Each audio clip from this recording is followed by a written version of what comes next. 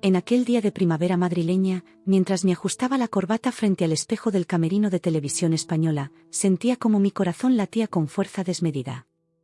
El reloj marcaba las 7:15 de la tarde, faltaban apenas 45 minutos para que comenzara Caras de España, el programa de entrevistas más visto del país. Mi nombre, Carlos Mendoza, aparecería en los titulares como el empresario que revolucionó el mercado inmobiliario en tiempos de crisis. Ramón, el maquillador, aplicaba los últimos toques a mi rostro mientras me hablaba de trivialidades que apenas escuchaba. Mi mente vagaba entre la concentración necesaria para la entrevista y los recuerdos que me habían traído hasta aquí.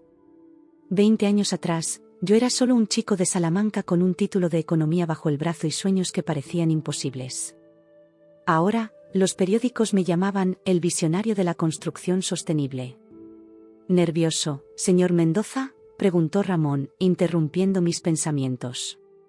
Un poco, respondí con una sonrisa ensayada, la misma que utilizaba en las juntas directivas cuando quería aparentar calma. La verdad es que estaba aterrado. No por las preguntas sobre mi empresa o mis logros, sino por la posibilidad de que alguien rascara un poco más allá, que llegara a esas zonas oscuras que todos tenemos y que yo había enterrado con particular esmero. Una asistente de producción golpeó suavemente la puerta. 10 minutos, señor Mendoza, anunció con profesionalidad. Me levanté del asiento, agradecí a Ramón y me dirigí al pasillo que llevaba al plató. Cada paso resonaba sobre el suelo pulido, mezclándose con los latidos de mi corazón que parecían querer escapar de mi pecho. El pasillo estaba decorado con fotografías de personalidades que habían pasado por el programa, políticos, artistas, deportistas, figuras públicas que habían expuesto sus vidas ante la nación. Ahora me tocaba a mí. ¿Qué verían los españoles esta noche? ¿Al exitoso empresario, al filántropo, o intuirían algo del hombre que se escondía detrás de los titulares? Al llegar al plató, la luz de los focos me cegó momentáneamente. El escenario era impresionante, 2 sillones de diseño contemporáneo frente a frente, separados por una mesa baja de cristal sobre la que reposaban 2 vasos de agua. Detrás, una pantalla gigante mostraba el logotipo del programa. El público, unas 200 personas, esperaba en silencio.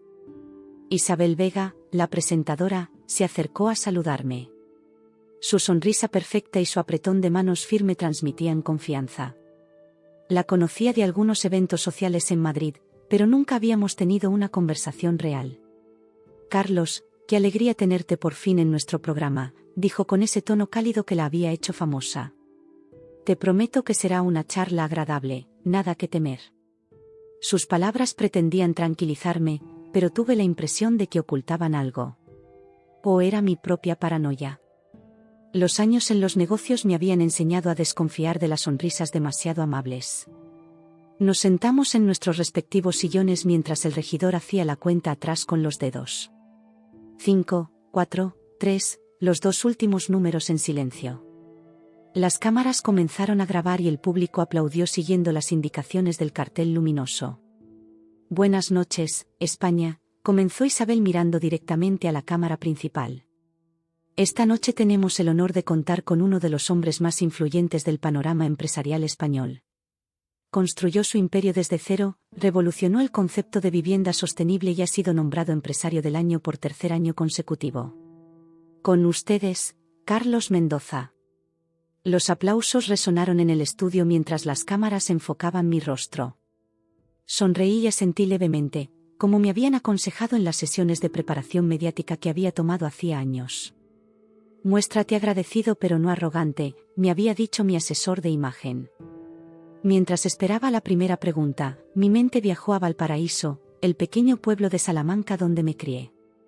Recordé a mi padre, Antonio, trabajando incansablemente en su pequeña carpintería, a mi madre, Carmen, cosiendo hasta altas horas de la noche para ayudar con los gastos familiares. Ambos fallecidos ya, sin ver en qué se había convertido su hijo. ¿Estarían orgullosos o se avergonzarían de algunas de mis decisiones? También pensé en Elena, mi exesposa, y en nuestra hija, Lucía. Hacía 5 años que no las veía. El divorcio había sido amargo, lleno de acusaciones por mi parte y lágrimas por la suya. Nunca estás presente, Carlos, me había dicho ella una y otra vez.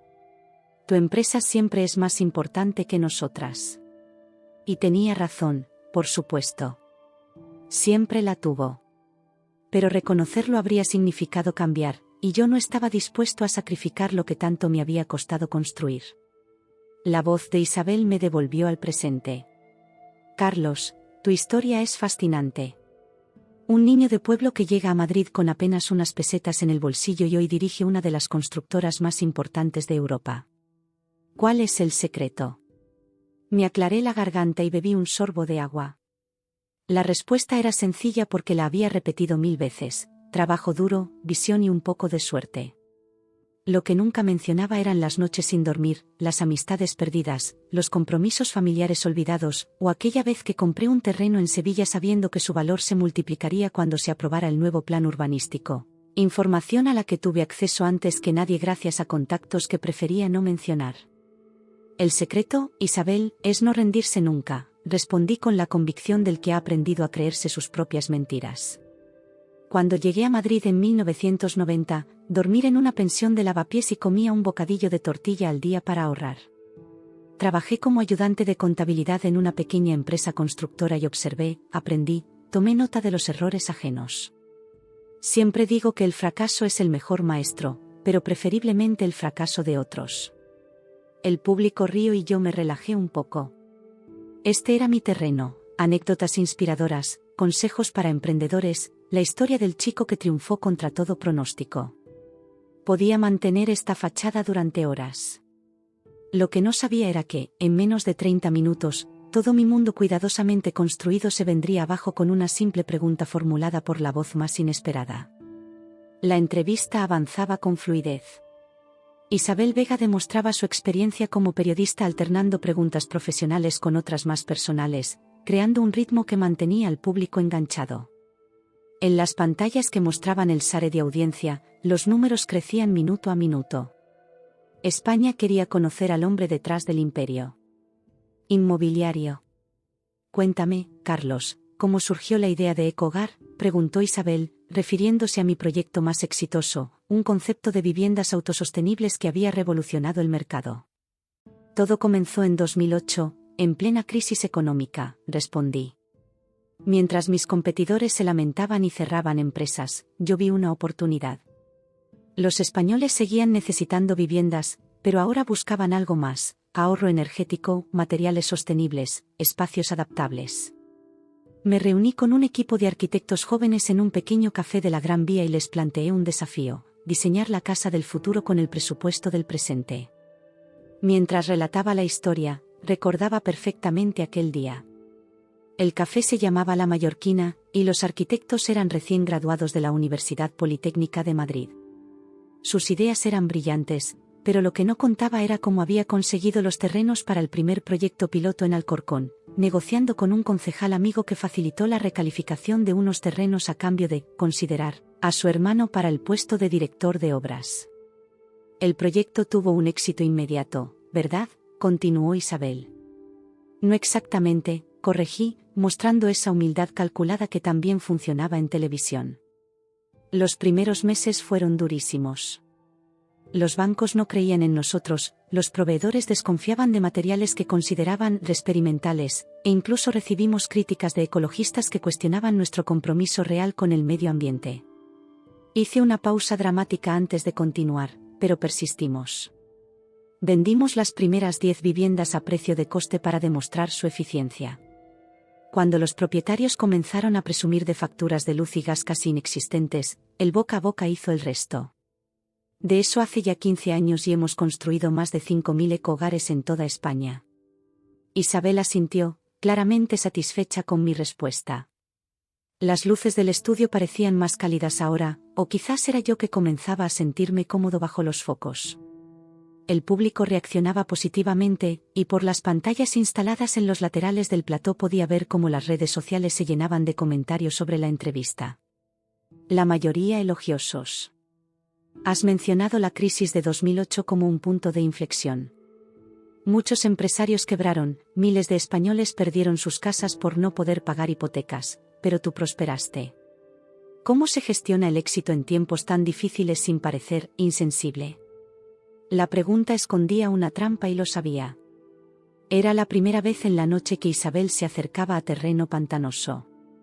Tomé otro sorbo de agua, ganando segundos para estructurar mi respuesta.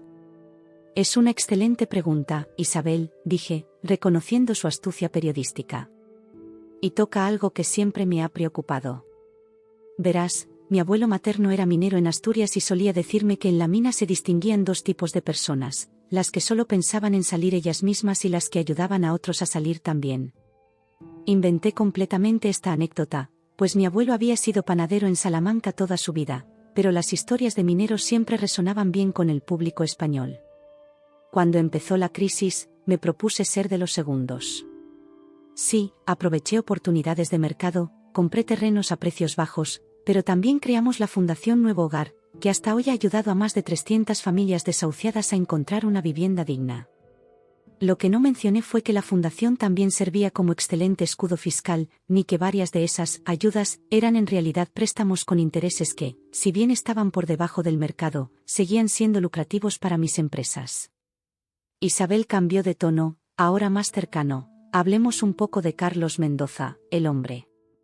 Sabemos que eres divorciado, que tienes una hija. ¿Cómo se concilia el éxito profesional con la vida personal? Mi expresión se mantuvo neutra, pero sentí una punzada de incomodidad. Era precisamente el tema que quería evitar. Las cámaras se acercaron para captar mi reacción en primer plano. No se concilia, Isabel, respondí con una sinceridad que me sorprendió a mí mismo. Ese es el gran engaño que vendemos los llamados triunfadores. Te dicen que puedes tenerlo todo, la empresa exitosa, la familia perfecta, tiempo para ti. Es mentira. Yo elegí la empresa, y esa elección tuvo consecuencias. Un silencio cayó sobre el plató. No era la respuesta que esperaban, no encajaba con la imagen del empresario carismático y completo que solía proyectar en los medios. ¿Te arrepientes?, preguntó Isabel en voz baja, aprovechando mi momento de vulnerabilidad. La pregunta me llevó a pensar en Elena, en cómo la conocí en aquella fiesta en la embajada colombiana en Madrid. Ella trabajaba como traductora, yo acababa de conseguir mi primer contrato importante. Bailamos toda la noche y, en un arranque de romanticismo impropio de mí, la invité a un fin de semana en Barcelona. 3 meses después nos casamos en una pequeña ceremonia en Sitges. Fueron años felices, especialmente cuando nació Lucía. Pero a medida que los proyectos crecían, yo pasaba más tiempo en la oficina, en reuniones, en viajes. Las discusiones se volvieron frecuentes y, finalmente, Elena tomó la decisión de marcharse, llevándose a nuestra hija con ella. Arrepentirme sería demasiado simple, respondí finalmente. Digamos que comprendo las consecuencias de mis elecciones y he aprendido a vivir con ellas. Pero sí, hay noches en que me pregunto cómo sería mi vida si hubiera tomado decisiones diferentes. Isabel asintió, respetando la honestidad de mi respuesta. Tu hija, Lucía, debe estar orgullosa de ti, comentó, intentando suavizar el momento. Un nudo se formó en mi garganta. Lucía tenía ahora 15 años y la última vez que la vi fue en su 10º cumpleaños. Después de eso, solo habíamos mantenido contacto por teléfono, cada vez con menos frecuencia. Los regalos caros que le enviaba regularmente no podían sustituir mi ausencia. Espero que algún día lo esté, murmuré, más para mí mismo que para la cámara. Isabel, notando mi incomodidad, decidió cambiar de tema. La entrevista volvió a terreno seguro, mis proyectos futuros, mi visión sobre el mercado inmobiliario post-pandemia, mis consejos para jóvenes emprendedores. Respondí con soltura, recuperando mi confianza habitual. Tras unos minutos, Isabel anunció una pausa publicitaria. Las cámaras dejaron de grabar y el público aprovechó para estirar las piernas. Una asistente se acercó para retocar mi maquillaje y ofrecerme más agua. Lo estás haciendo muy bien, me susurró Isabel antes de levantarse para consultar algo con el director del programa. Me quedé solo en mi sillón, observando el ajetreo del plató durante la pausa. Pensé en lo extraño que resultaba estar allí, exponiendo una versión editada de mi vida ante millones de desconocidos. ¿Cuántos de ellos estarían también viviendo detrás de fachadas cuidadosamente construidas? ¿Cuántos habrían sacrificado lo verdaderamente importante por perseguir éxitos efímeros? Un técnico de sonido se acercó para ajustar mi micrófono. Volvemos en 30 segundos, anunció el regidor. Isabel regresó a su asiento, me dirigió una sonrisa profesional y se preparó para la segunda parte de la entrevista. Lo que ninguno de nosotros podía imaginar era que, entre bastidores, se estaba preparando un momento que cambiaría el rumbo no solo de la entrevista, sino de mi vida entera. Un momento que me obligaría a enfrentar las verdades que había estado evitando durante años. Tras la pausa publicitaria, las luces del plató volvieron a su intensidad habitual. El público regresó a sus asientos y el ambiente se llenó nuevamente de esa expectación característica de los programas en directo. Isabel Vega revisó sus notas una última vez mientras el regidor hacía la cuenta atrás para volver al aire. Estamos de vuelta en Caras de España, con nuestro invitado de esta noche, Carlos Mendoza, anunció Isabel con energía renovada. Carlos, antes de la pausa hablábamos sobre el equilibrio entre éxito profesional y vida personal. Quiero profundizar un poco más en ese tema. Asentí, dispuesto a mantener la fachada de honestidad controlada que también me había funcionado en la primera parte de la entrevista. Crucé las piernas y apoyé los codos en los reposabrazos del sillón, adoptando una postura que mi asesor de imagen describía como accesible pero con autoridad. Has mencionado que el precio del éxito fue tu matrimonio. ¿Cómo es tu relación actual con tu ex esposa, Elena? La pregunta era directa pero esperada. Cordial, respondí con una media sonrisa que no llegaba a mis ojos. Como adultos responsables, mantenemos una relación respetuosa por el bien de nuestra hija. Era una respuesta ensayada, muy alejada de la realidad. Elena y yo apenas nos comunicábamos, y cuando lo hacíamos, era a través de abogados o mensajes escuetos. Isabel asintió, pero pude ver en sus ojos que no estaba satisfecha con mi respuesta. Como buena periodista, presionó un poco más. Entiendo que Elena vive ahora en Colombia, su país natal. ¿Afecta la distancia a tu relación con Lucía? Por supuesto que, comencé a responder cuando un movimiento en un lateral del plató captó mi atención. Una de las asistentes de producción parecía estar discutiendo con alguien entre bastidores. Intenté concentrarme en la entrevista, pero la escena era inusual. Isabel también lo notó, pero continuó profesionalmente. La adolescencia es una etapa complicada. ¿Cómo manejas la paternidad a distancia? Antes de que pudiera responder, la discusión en el lateral se intensificó. La asistente de producción parecía intentar detener a alguien. Por un instante, vi un destello de alarma en los ojos de Isabel, que rápidamente miró hacia su director, buscando orientación. Algo no previsto estaba ocurriendo. Y entonces la vi. Una niña de unos 15 años esquivó a la asistente y entró en el plató. Su cabello negro, largo y liso, enmarcaba un rostro que reconocí al instante a pesar de los años transcurridos. Era Lucía. Mi hija. Vestía jeans, zapatillas deportivas y una camiseta con el logo de alguna banda que no reconocí. Tan parecida a su madre que me dolió el pecho. El público emitió un murmullo de sorpresa. Las cámaras, respondiendo al instinto periodístico del realizador, giraron para captar este momento inesperado. Isabel se levantó ligeramente de su asiento, claramente desconcertada por la situación. Lucía, susurré, incapaz de ocultar mi asombro. No la había visto en persona en 5 años, y ahora aparecía en medio de una transmisión nacional en directo. Mi mente intentaba procesar qué estaba sucediendo. ¿Cómo había llegado hasta aquí? ¿Elena sabía de esto? Lucía se detuvo a unos metros del área de entrevistas. Sus ojos, idénticos a los míos, me miraban con una mezcla de emociones que no supe interpretar. Nerviosismo, determinación, y algo más, ¿dolor? ¿Rabia? Isabel, recuperando su profesionalidad, intentó tomar control de la situación. Parece que tenemos una invitada sorpresa. ¿Es? Sí, interrumpí, poniéndome de pie. Es mi hija, Lucía. El estudio quedó en silencio. Un silencio denso, expectante, como el que precede a una tormenta. Las luces parecían más intensas ahora, casi cegadoras. Podía sentir millones de ojos a través de las cámaras, observando este drama familiar que se desarrollaba en directo. Mi pulso se aceleró y sentí un sudor frío recorrer mi espalda. «Hola, papá», dijo Lucía finalmente. Su voz tenía un ligero acento colombiano que me resultó extraño y doloroso a la vez. Era la voz de una desconocida que, sin embargo, llevaba mi sangre. «Lucía, cariño». «Qué sorpresa», logré articular, intentando que mi voz sonara normal. Di un paso hacia ella, pero algo en su postura me detuvo. No había venido a abrazarme. Isabel, entendiendo la delicadeza del momento, intentó mediar. «Lucía, bienvenida a Caras de España. Estábamos justamente hablando de ti. ¿Quieres acompañarnos?». Lucía negó con la cabeza. «Solo tengo una pregunta para él», dijo, sin apartar sus ojos de los míos. «Solo una, y me iré».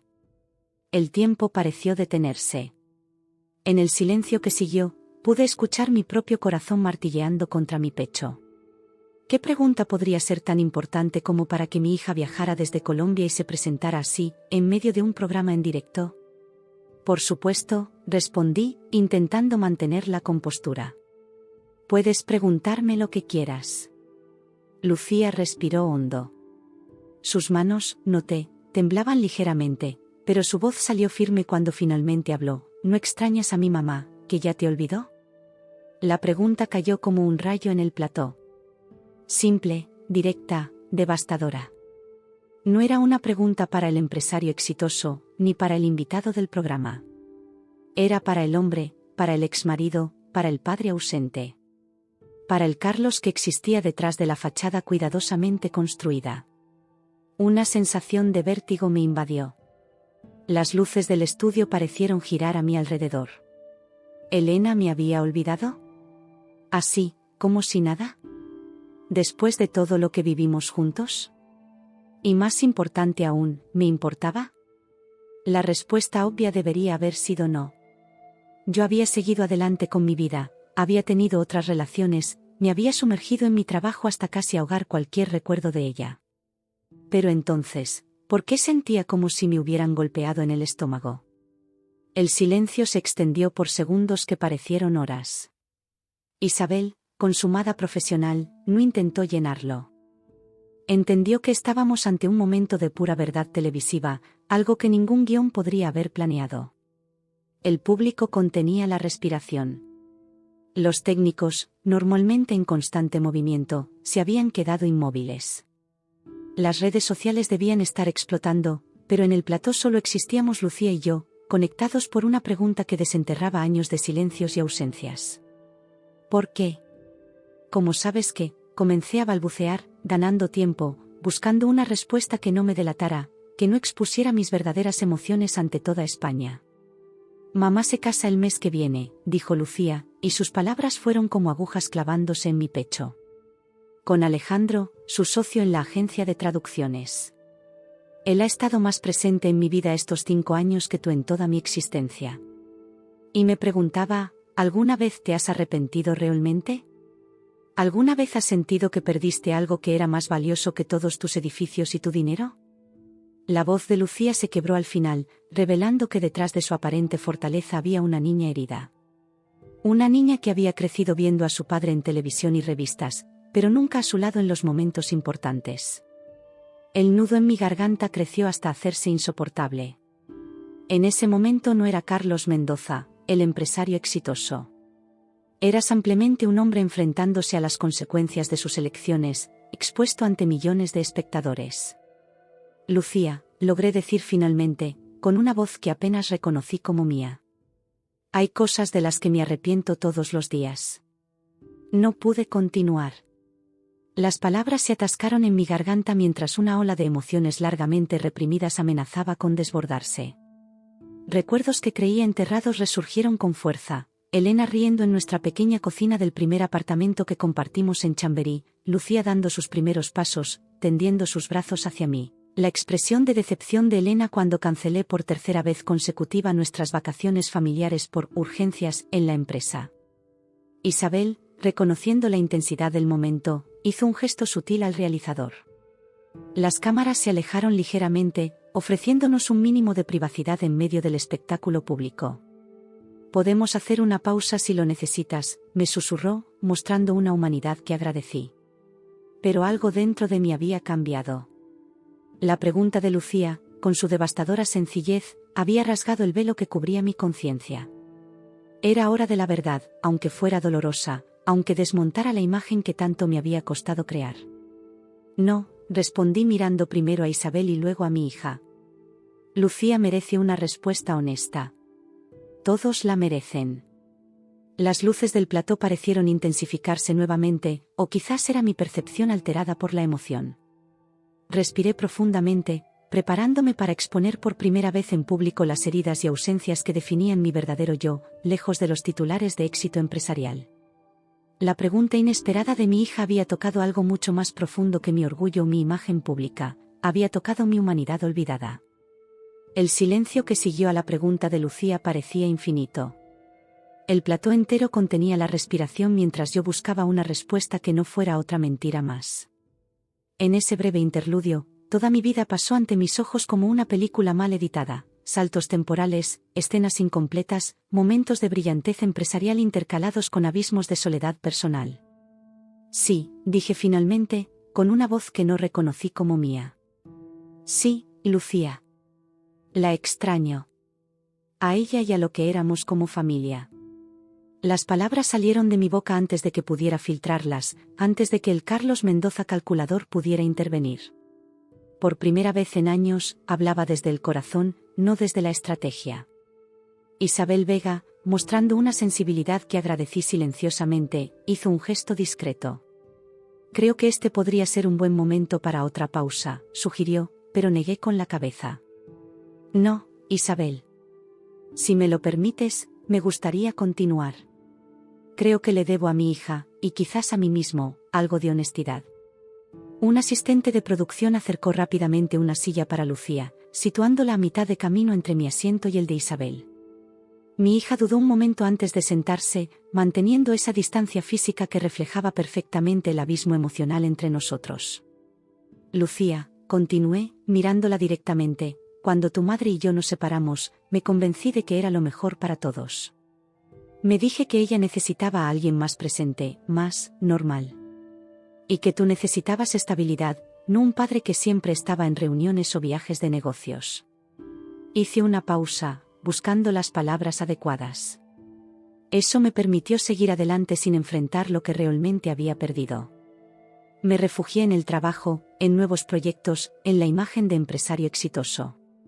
Construí edificios mientras dejaba que nuestra relación se derrumbara. Lucía me observaba con una intensidad que me recordó a su madre. Tenía esa misma manera de mirar, como si pudiera ver a través de cualquier fachada. ¿Y ahora?, preguntó con una madurez impropia de sus 15 años. Ahora, titubeé. Las luces del plató parecían demasiado brillantes de repente. ¿Cómo explicar el vacío que sentía cada vez que pasaba frente a un parque infantil? ¿O la punzada de dolor al ver familias cenando juntas en restaurantes? ¿O el impulso de llamarlas en cada cumpleaños, Navidad o simplemente en noches particularmente solitarias, detenidos siempre por el orgullo y el miedo al rechazo? Ahora intento llenar ese vacío con más trabajo, más reconocimiento, más cosas. Pero ninguna de ellas tiene tu sonrisa o la risa de tu madre.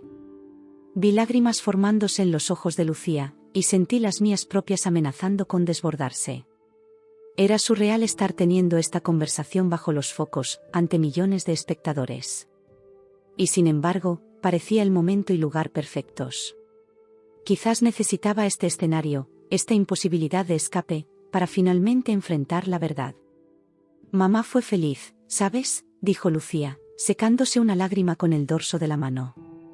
Al principio fue difícil. Llegamos a Bogotá sin casi nada. Vivimos con la abuela Constanza en su pequeño apartamento en la Candelaria. Mamá trabajaba como traductora freelance y a veces daba clases de español a extranjeros para llegar a fin de mes. Sus palabras me golpearon con la fuerza de un mazo. Nunca me había detenido a pensar realmente en cómo habían sido esos primeros tiempos para ellas. Elena nunca me pidió más pensión de la acordada, y yo asumí que estaban bien. Más mentiras cómodas que me contaba a mí mismo. Alejandro la conoció en un congreso de traducción. Era cliente, buscaba a alguien para traducir documentos legales. Empezaron como colegas, luego amigos, ya sabes cómo va.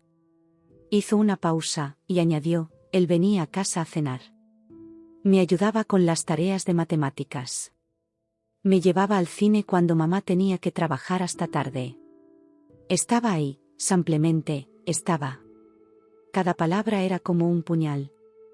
No por celos hacia Alejandro, sino por la dolorosa constatación de todo lo que me había perdido. Las primeras citas, los deberes escolares, las películas de fin de semana, toda la cotidianidad que construye una relación verdadera. Recordé entonces una tarde en Barcelona, poco después de conocer a Elena.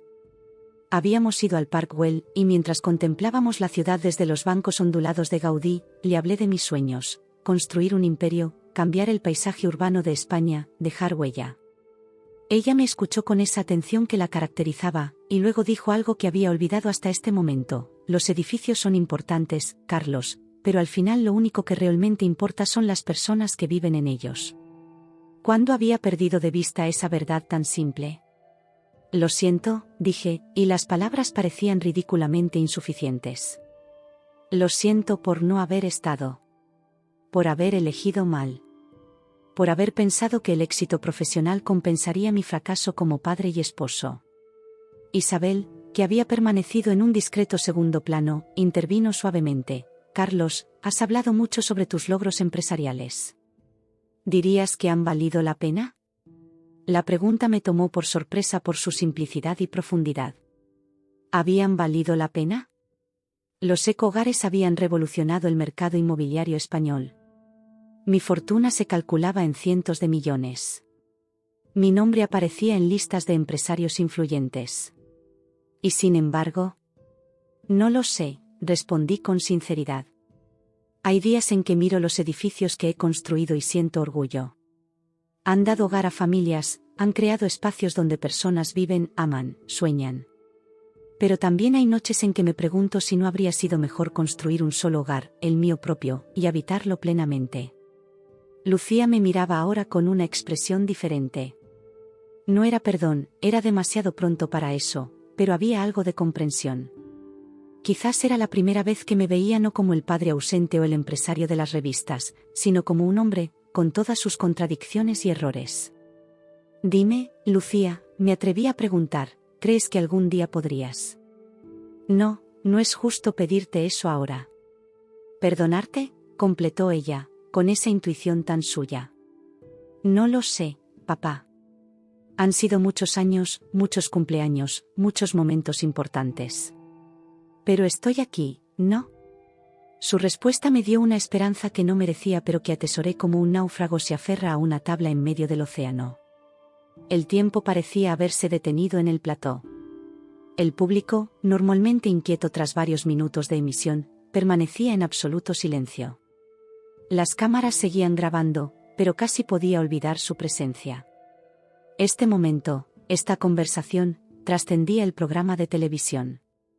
Era un punto de inflexión en mi vida, un instante de claridad dolorosa pero necesaria. ¿Por qué viniste hoy?, pregunté finalmente a Lucía. De todos los momentos posibles, ¿por qué elegiste este, tan público, tan expuesto? Lucía miró a su alrededor, como tomando conciencia repentina de dónde estaba. Cuando supe que ibas a estar en el programa, pensé en todas las personas que te verían y te admirarían sin conocer realmente quién eres. Pensé en lo injusto que era que pudieras reescribir tu historia, omitiendo las partes incómodas. Hizo una pausa y continuó, pero sobre todo, quería ver si el hombre que aparecería en pantalla seguía siendo mi padre, o si ya te habías convertido por completo en Carlos Mendoza, el empresario. Su honestidad me desarmó por completo. A su manera, Lucía había venido a rescatarme de mí mismo, a recordarme quién era yo antes de que el éxito y la ambición me transformaran. Isabel, con ese instinto periodístico que la caracterizaba, percibió que estábamos llegando a un punto crucial. Si pudieras volver atrás, Carlos, ¿qué harías diferente? La pregunta reverberó en mi interior. ¿Qué habría hecho diferente? ¿Renunciar a la empresa? ¿Alejarme del mundo de los negocios? ¿O simplemente haber estado más presente, ¿Haber encontrado un equilibrio que en su momento me pareció imposible? No creo en los arrepentimientos, dije lentamente, porque nos llevan a lugares imaginarios donde todo es perfecto. Y la vida no es así. Pero si pudiera aconsejar a mí yo del pasado, le diría que ningún edificio vale más que ver crecer a tu hija. Que ningún contrato es más importante que la confianza de quien amas. Que el verdadero éxito no se mide en metros cuadrados construidos, sino en momentos vividos plenamente. Mientras pronunciaba estas palabras, sentí que algo cambiaba dentro de mí. No era un cambio repentino y dramático, sino el comienzo de un proceso, como cuando se coloca la primera piedra de un edificio. La estructura completa aún no es visible, pero la intención y el plano ya existen. Miré a Lucía y vi en ella no solo a la niña que había dejado atrás, sino a la joven mujer en la que se había convertido sin mi presencia. Un orgullo agridulce me invadió. Al menos en eso, Elena había hecho un trabajo magnífico. Me gustaría conocerte, dije finalmente. No como tu padre, porque quizás es demasiado tarde para eso, sino como una persona que quiere formar parte de tu vida, si me lo permites. Lucía no respondió inmediatamente. Su silencio no era rechazo, sino consideración cuidadosa. Finalmente dijo, podríamos empezar por hablar. Realmente hablar, no esas llamadas incómodas de 5 minutos en mi cumpleaños. Asentí, incapaz de expresar con palabras el alivio y la gratitud que sentía. Era un comienzo pequeño, pero era algo. Y en ese momento, era más de lo que merecía y todo lo que podía esperar.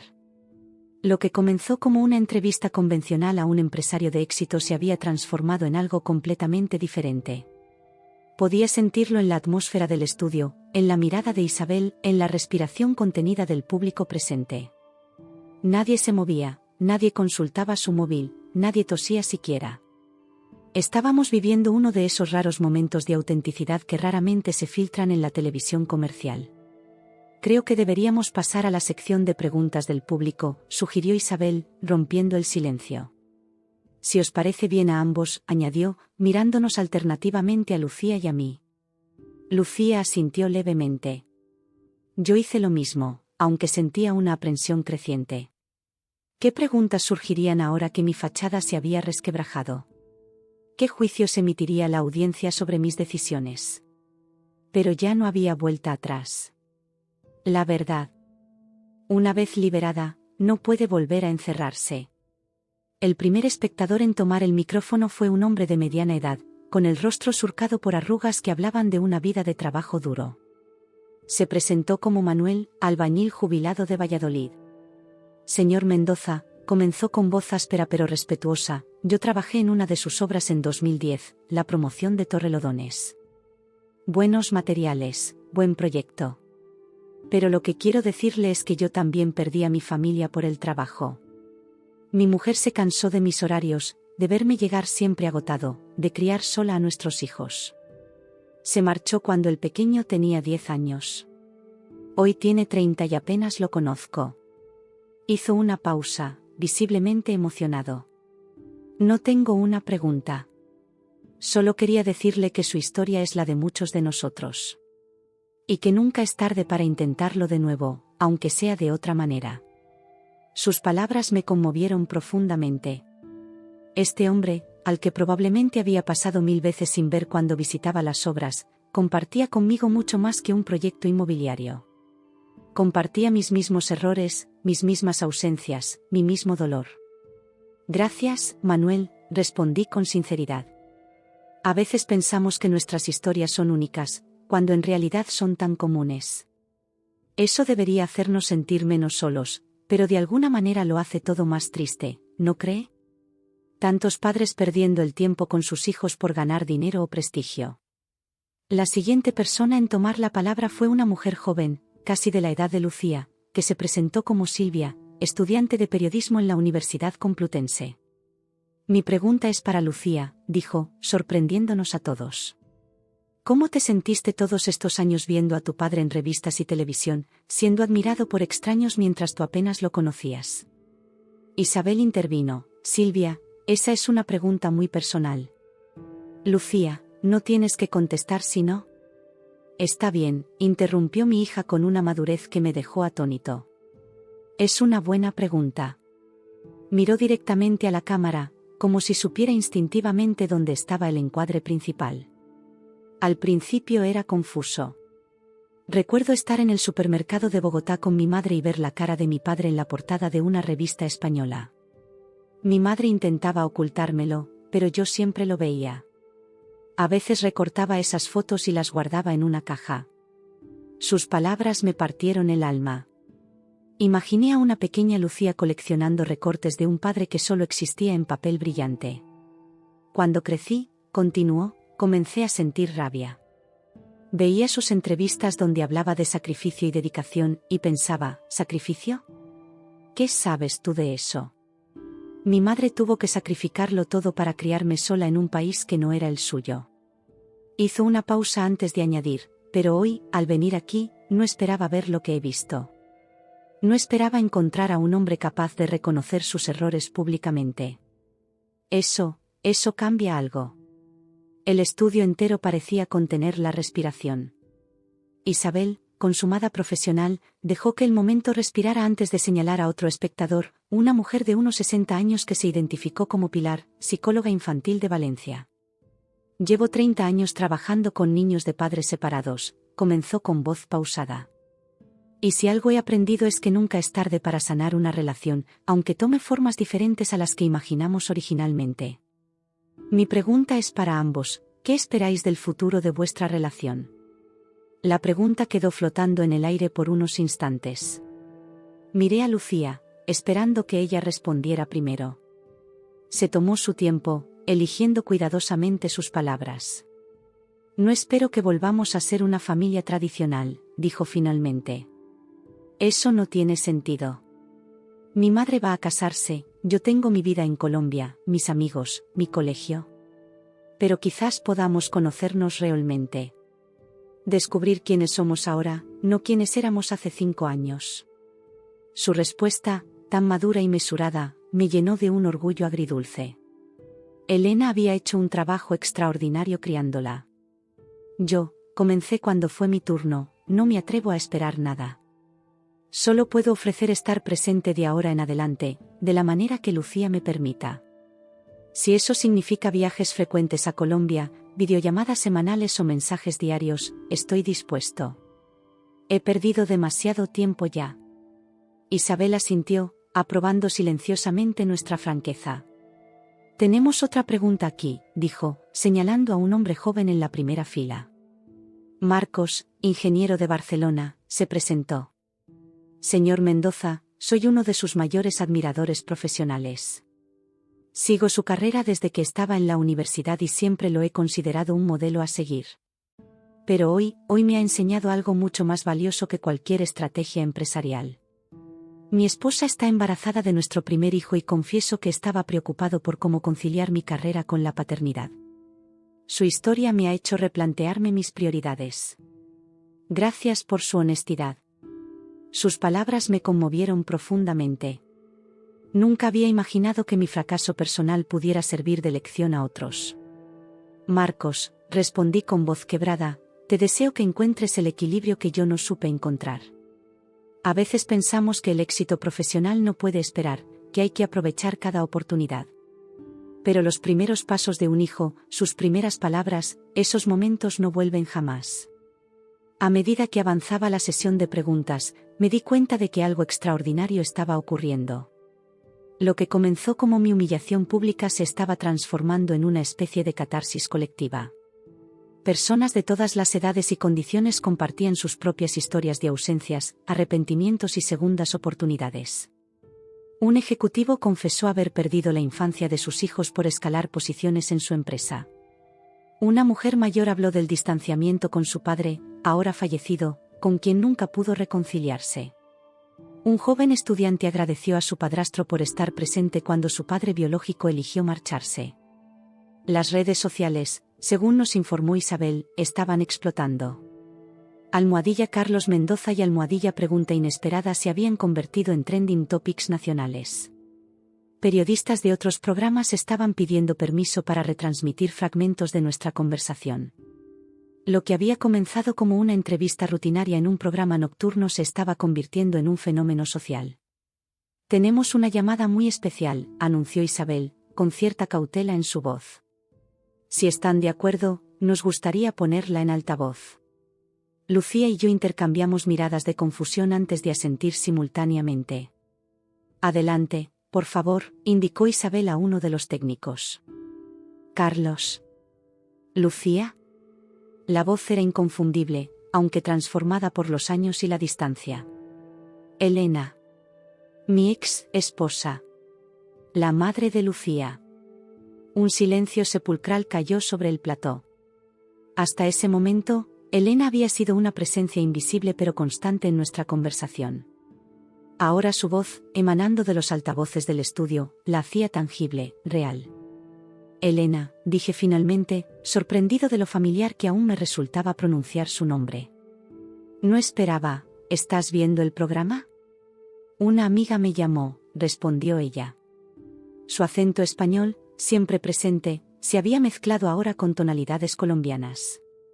Me dijo que debía encender la televisión inmediatamente. Estamos viéndolo por internet.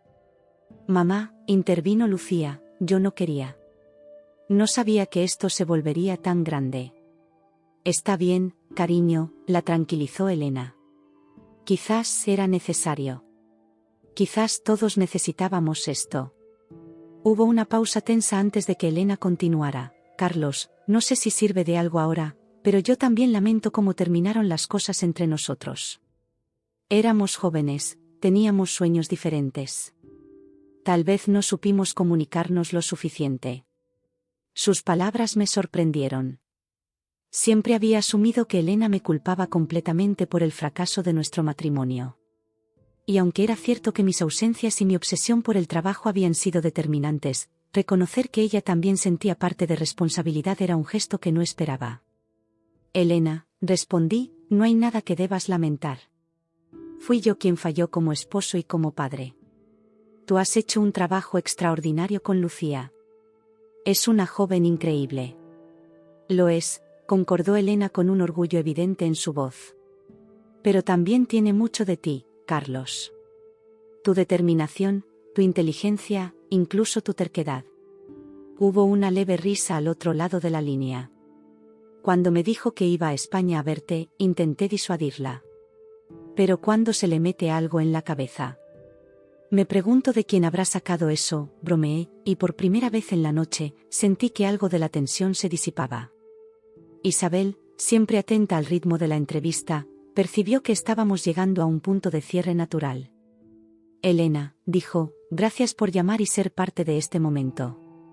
¿Hay algo más que quieras compartir con nuestra audiencia? Hubo un breve silencio antes de que Elena respondiera, solo que la vida rara vez sigue los planes que hacemos.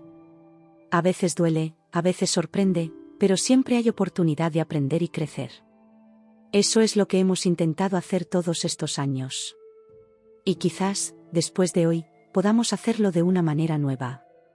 Sus palabras, cargadas de una sabiduría tranquila, fueron el perfecto epílogo para nuestra inusual conversación. Isabel anunció que haríamos una pausa comercial antes de la última sección del programa. Mientras las cámaras dejaban de grabar temporalmente, Lucía se acercó a mí. ¿Estás bien?, preguntó con genuina preocupación.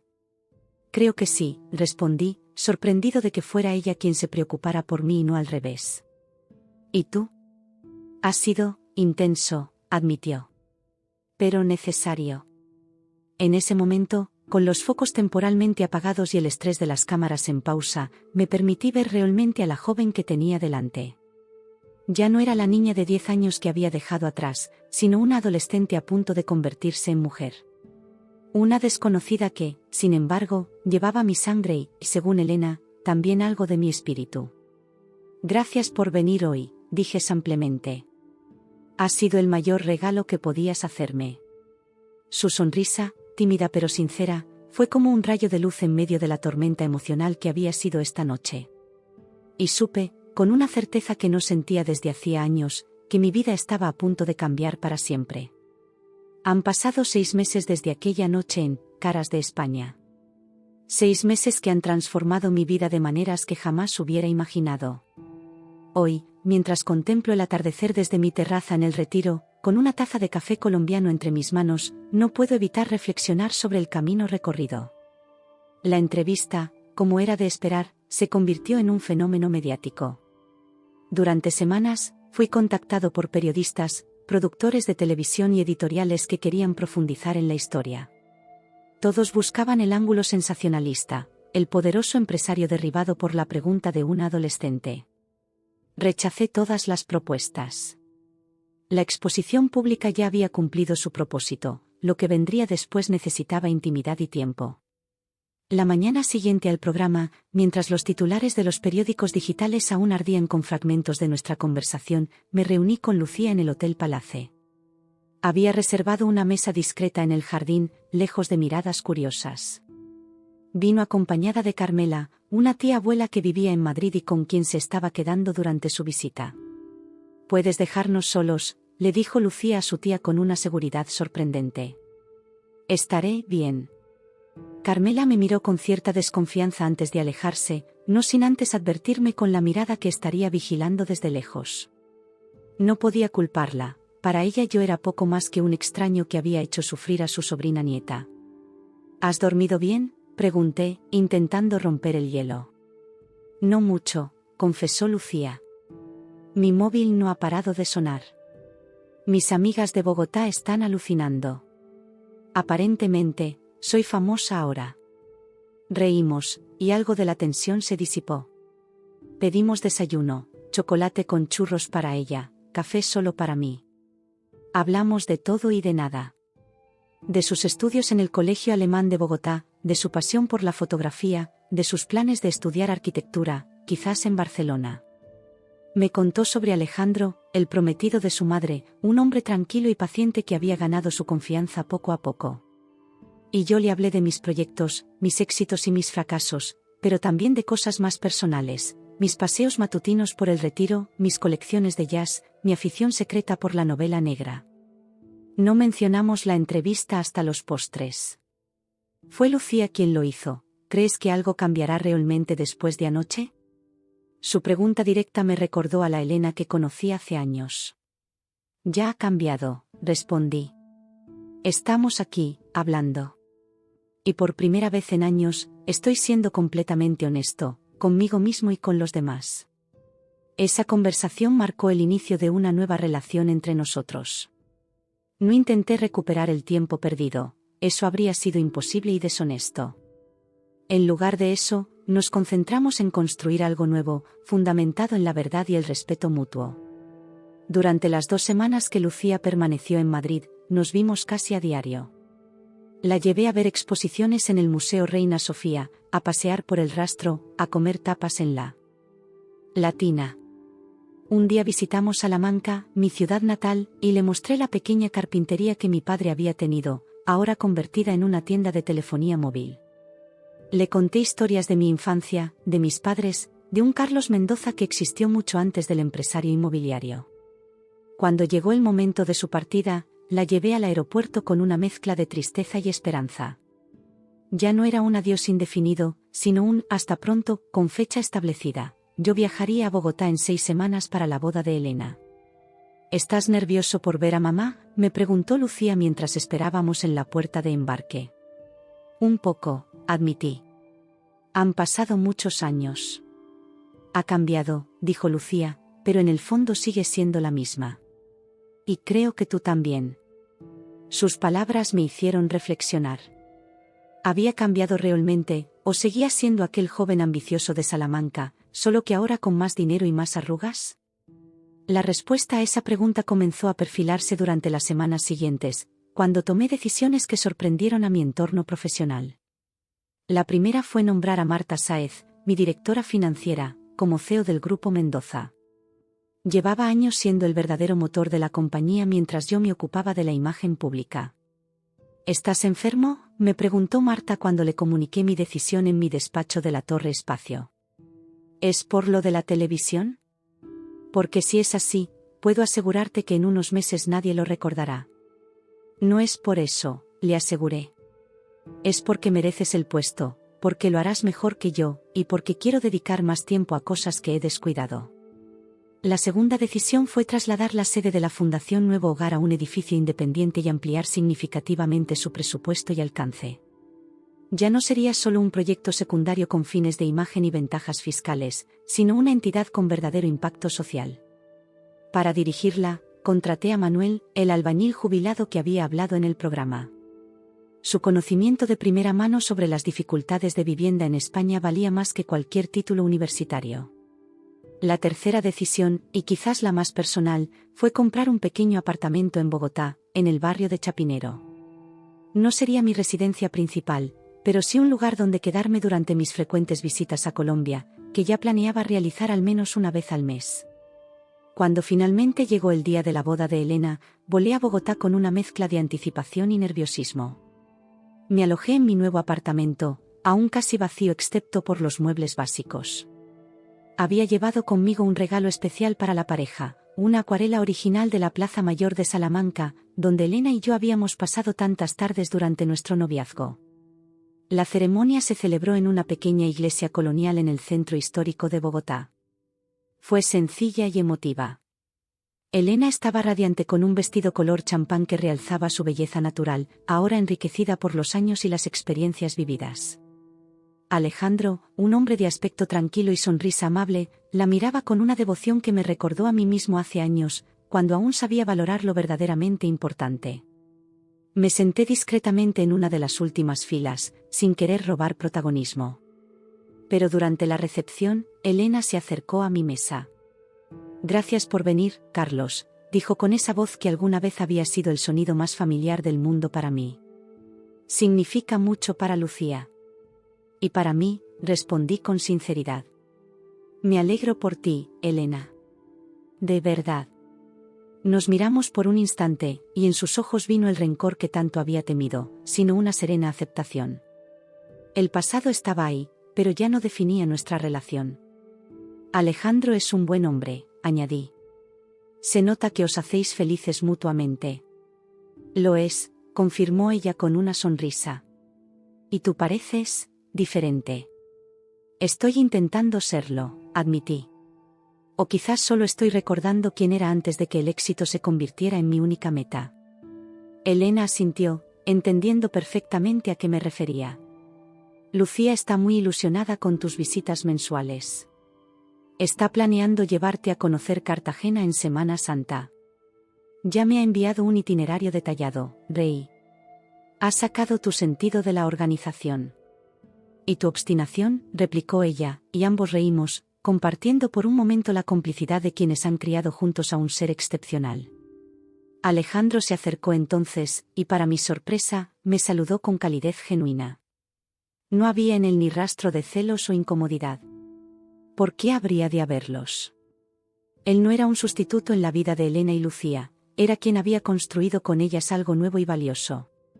Los meses siguientes trajeron una rutina que jamás hubiera imaginado un año antes.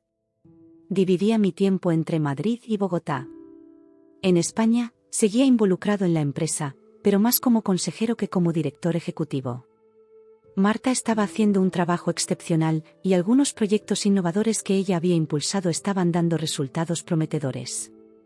La Fundación, bajo la dirección pragmática de Manuel, había iniciado un programa de rehabilitación de viviendas abandonadas en zonas rurales para ofrecerlas a jóvenes familias que quisieran escapar de la presión económica de las grandes ciudades. Repoblación con dignidad, lo llamaba Manuel. No queremos parches, queremos soluciones que duren generaciones. En Bogotá, mis visitas se convirtieron gradualmente en la parte más esperada de cada mes.